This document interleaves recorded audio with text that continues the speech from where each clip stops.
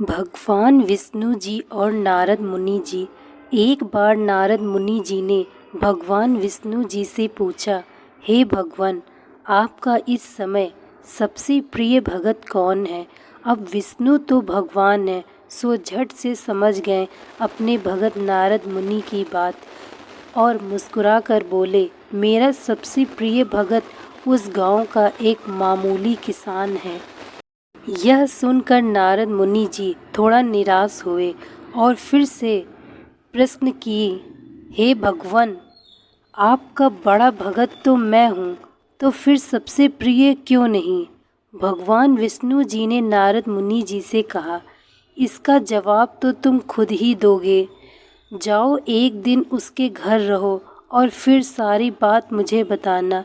नारद मुनि जी सुबह सवेरे मुँह अंधेर उस किसान के घर पहुंच गए। देखा अभी अभी किसान जागा है और उसने अब से पहले अपने जानवरों को चारा वगैरह दिया, फिर मुंह हाथ धोए, दैनिक कार्यों से निवृत्त हुआ, जल्दी जल्दी भगवान का नाम लिया, रूखी सूखी रोटी खाकर जल्दी जल्दी अपने खेतों पर चला गया। सारा दिन खेतों में काम किया और शाम को वापस घर आया। जानवरों को अपनी अपनी जगह बांधा, उन्हें चारा पानी डाला, हाथ पांव धोए, कुल्ला किया, फिर थोड़ी देर भगवान का नाम लिया, फिर परिवार के संग बैठकर खाना खाया और कुछ बातें की और फिर सो गया। अब सारा दिन यह सब देखकर नारद मुनि जी भगवान विष्णु के पास वापस आए और बोले, भगवान, मैं आज सारा दिन उस किसान के संग रहा, लेकिन वो तो ढंग से आपका नाम भी नहीं ले सकता।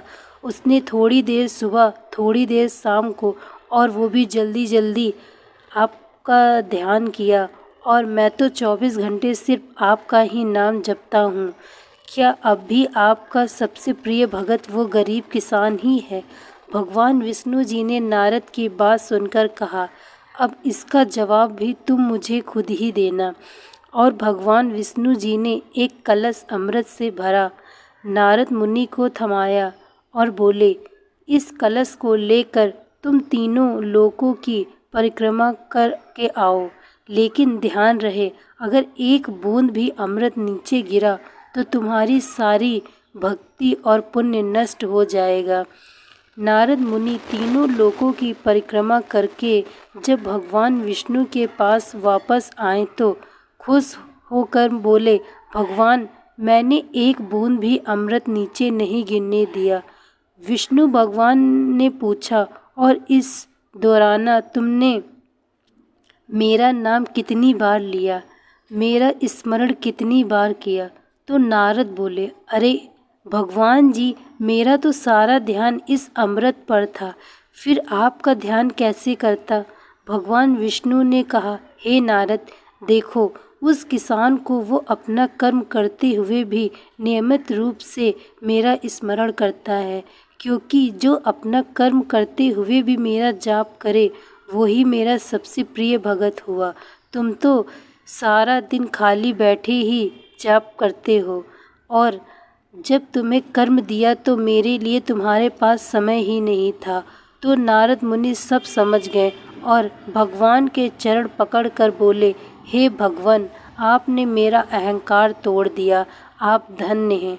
दोस्तों, मैं आशा करती हूँ आपको कहानी अच्छी लगी होगी। Thank you so much watching this.